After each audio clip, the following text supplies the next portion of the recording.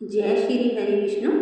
प्रिय भक्तों, क्या आपने कभी सोचा है कि जिन भगवान विष्णु के हाथों में पूरी सृष्टि का संचालन है, जो हर पल अपने भक्तों की रक्षा करते हैं, वही भगवान 4 महीने के लिए योग निद्रा में क्यों चले जाते हैं?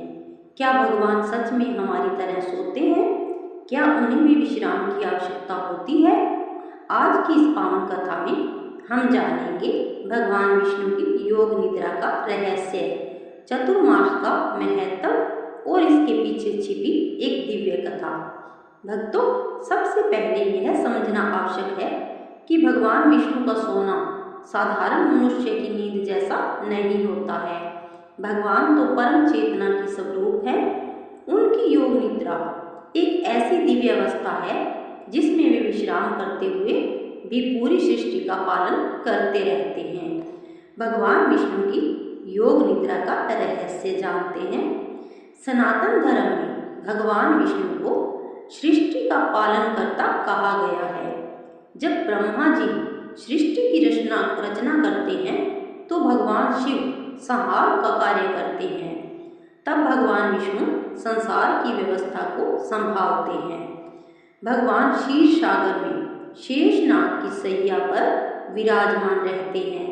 माता लक्ष्मी उनके चरणों की सेवा करती है और भगवान अपनी दिव्य दृष्टि से संसार की गति को नियंत्रित करते हैं। आषाढ़ मास के शुक्ल पक्ष की एकादशी को भगवान विष्णु योग निद्रा में जाते हैं, जिसे देवशयनी एकादशी कहा जाता है।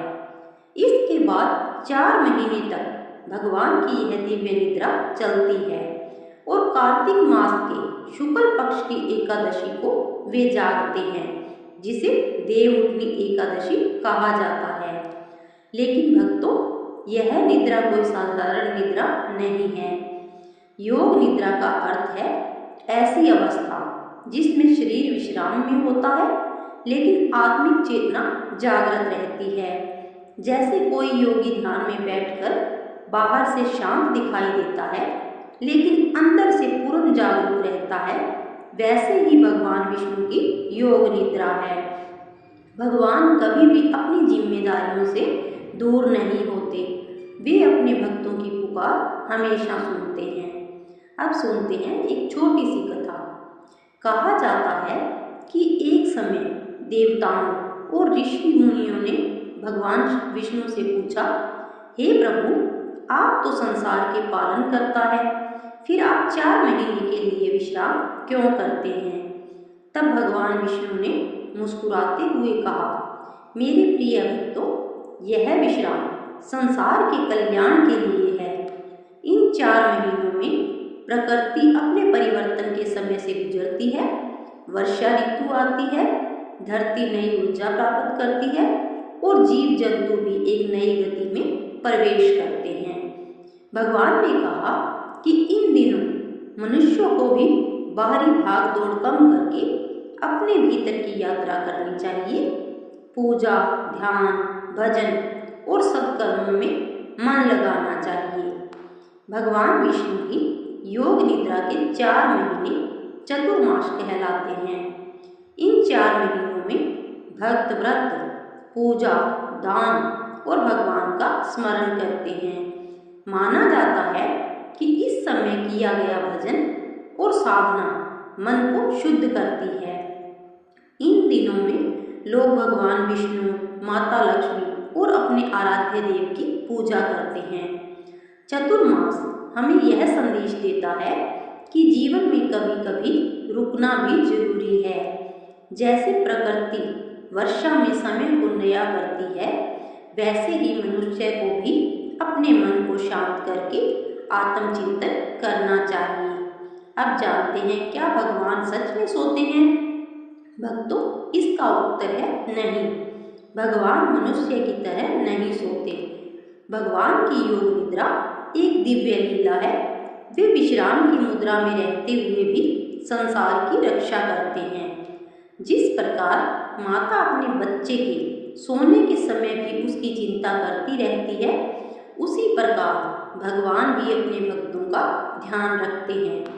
अगर कोई भक्त सच्चे मन से भगवान को पुकारता है तो भगवान उसकी सहायता के लिए सदैव उपस्थित रहते हैं। अब जानते हैं देवउठनी एकादशी का महत्व। 4 महीने बाद जब भगवान विष्णु योग निद्रा से जागते हैं तो भक्तों के लिए यह बहुत उत्तम शुभ समय माना जाता है। इस दिन घरों में दीप जलाए जाते हैं, भगवान विष्णु और माता लक्ष्मी की पूजा की जाती है। कहा जाता है कि देवउठनी एकादशी से मांगलिक कार्यों का आरंभ भी होता है। यह दिन हमें याद दिलाता है कि जैसे भगवान जागते हैं वैसे ही हमें भी अपने अंदर की भक्ति और अच्छाई को जागृत करना चाहिए। प्रिय भक्तों, भगवान विष्णु की योग निद्रा हमें एक बहुत सुंदर संदेश देती है। जीवन में हमें हमेशा भागते रहना ही सफलता नहीं है। कभी कभी मन को शांत करना, भगवान का स्मरण करना और अपने कर्मों पर विचार करना भी आवश्यक है। भगवान हमें सिखाते हैं कि बाहर से शांत रहकर भी अपने कर्तव्य निभाए जा सकते हैं। जो भक्त प्रेम और विश्वास से भगवान का नाम लेते हैं, भगवान हमेशा उनकी रक्षा करते हैं। तो भक्तों, आप समझ गए होंगे कि भगवान विष्णु की 4 महीने की योग निद्रा कोई साधारण नींद नहीं बल्कि एक दिव्य लीला है। यह हमें भक्ति, धैर्य और आत्मचिंतन का मार्ग दिखाती है। आइए हम सब मिलकर भगवान विष्णु से प्रार्थना करें। हे श्री हरि विष्णु, हमारे मन को शांति दें, हमारे जीवन में सद्बुद्धि और भक्ति का प्रकाश भर दें। जय श्री हरि, जय माँ लक्ष्मी।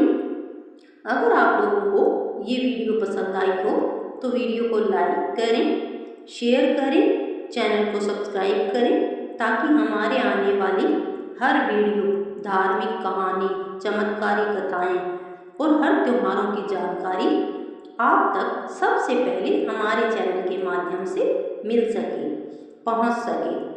तो चलिए चलते हैं, मिलते हैं एक नई कथा, नई कहानी और नए त्योहार की जानकारी के साथ। तब तक के लिए मैं भक्ति अरोड़ा आपसे लेती हूँ अलविदा। जय श्री हरि, जय माँ लक्ष्मी।